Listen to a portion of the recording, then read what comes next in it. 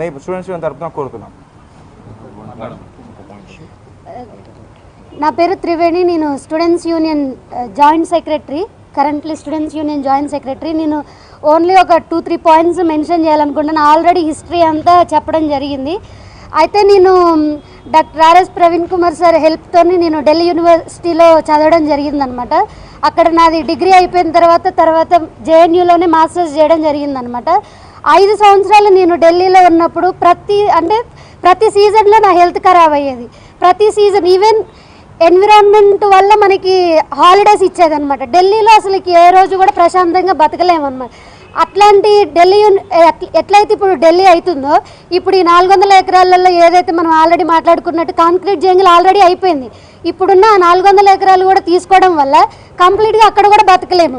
Already ఢిల్లీలోనే ఉండలేము అని అనుకొని హెచ్సియూకి వచ్చి చదువుకుంటుంటే, ఇప్పుడు హెచ్సియూ ల్యాండ్ని కూడా మొత్తం కంప్లీట్గా గ్రాప్ చేసేసి కంప్లీట్గా 400 ఎకర్స్లో ఉన్న థౌజండ్స్ ఆఫ్ ట్రీస్ని స్పీషీస్ని తీసుకుంటే ఇంకా మనం చదువుకోవడానికి ఏం లేదు మాకు. తర్వాత ఇప్పుడు నువ్వు డెవలప్మెంట్ అనుకుంటే కంప్లీట్గా ఇవన్నీ గవర్నమెంట్స్ వాళ్ళు కడుతున్నారు. ఇవి ఎంత డెవలప్మెంట్ చేసి కట్టినా కూడా ఫ్యూచర్లో గవర్నమెంట్స్ ఉండడం మనం ఉండం. ఇప్పుడు హైదరాబాద్లో ఏదైనా ఫ్లడ్స్ వచ్చినాయి అంటే మాత్రం దాన్ని కంట్రోల్ చేయడానికి డిజాస్టర్ మేనేజ్మెంట్ అనేది చాలా ఇంపాసిబుల్ అయిపోతుంది. అట్లనే ఇప్పుడు 400 ఎకర్స్లో ట్రీస్ని, ఇది కార్బన్ సింక్, ట్రీస్ ఉంటే మనం ఏదైనా ప్రొటెక్ట్ చేయడానికి ఉంటుంది.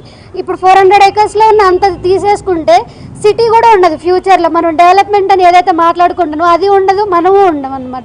సో అది మనం ఈవెన్ లీగల్గా మీరు ఏదైతే చెప్తున్నారో అది పక్కన పెట్టి అట్లీస్ట్ ఏమంటారు పికాక్స్ తర్వాత డీర్స్ యొక్క ఆర్తనాదాలైనా విని మీరు ఈ ప్రాసెస్ ఏదైతే ఉందో దాన్ని ఆపేసేయాలని మేము ఫస్ట్ డిమాండ్ చేస్తున్నాం. తర్వాత ఏదైతే ల్యాండ్ ఉందో అదంతా యూనివర్సిటీ పేరు మీద రాయాలని మేము డిమాండ్ చేస్తున్నాం. ఇంకొకటి ఎవరైతే మనం ఇందాక మాకు కేటీఆర్ గారు చెప్పారనమాట, అంటే ఎట్లా ప్రొసీడ్ కావాలనేది మాకు చాలా హెల్ప్ఫుల్గా ఉన్నారు. అయితే రాహుల్ గాంధీ గారు చెప్పినట్లుగా హస్దియా ఫారెస్ట్ ముంబై అది దాంతోపాటుగా అప్పుడు యూనివర్సిటీకి వచ్చినప్పుడు ఒక స్టేట్మెంట్ ఇచ్చారు, హెచ్సియూ స్టూడెంట్స్కి ఏ ప్రాబ్లం ఉన్నా సరే మేము పక్కకు వచ్చి నిలబడతామని. ఇది నెల నుంచి జరుగుతుంది. మరి రాహుల్ గాంధీ గారు ఎక్కడున్నారు అనేది మేము ప్రశ్నిస్తున్నాం. అండ్ ఆల్సో సెంట్రల్లో ఏమంటారు అంబానీలకి అదానాలకి దేశం అమ్ముడుపోతుంది అని చెప్తున్నారు. మరి ఇక్కడ తెలంగాణ గవర్నమెంట్ ఏం చేస్తుంది, తెలంగాణ కాంగ్రెస్ గవర్నమెంట్ చేసేది కూడా అదే కదా, కార్పొరేట్స్కి అమ్మడం, తర్వాత సిటీ అంతా ఎంటైర్ కాంక్రీట్ జంగిల్ చేయడం జరుగుతుంది. అంటే మీరు ఫస్ట్ స్టేట్మెంట్స్ ఇస్తారు, మీరే కాంట్రాడిక్ట్ చేసుకుంటారు.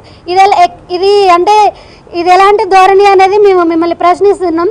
మీరు ఫస్ట్ థింగ్ మీరు చెప్తున్నారు అక్కడ గుంట నక్కలు ఉన్నాయి. సరే ఏ నక్కలు ఉన్నాయి ఫస్ట్ అయితే మీరు అక్కడికి రండి కదా, వచ్చి చూడండి. ఆ నక్కలు లేకపోతే పికాక్స్ ఒకటి అరుస్తాయి కదా, అప్పుడు తెలుస్తుంది కదా అక్కడ ఫ్లోరా ఉందా ఫానా ఉందా లేకపోతే ఇంకా బయోడైవర్సిటీ ఏదో ఉందని. అక్కడ కూర్చొని ఆడేం లేదని చెప్తే మీకు తెలీదు. అక్కడికి రండి, చూడండి, అప్పుడు make the statements right.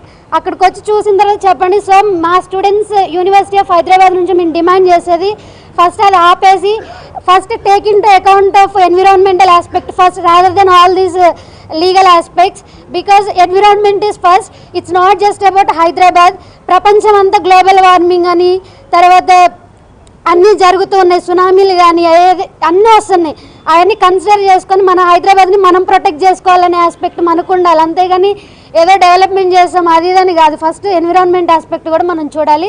So university of Hyderabad నుంచి మేము ఇదే డిమాండ్ చేస్తున్నాం అనమాట. Thank you.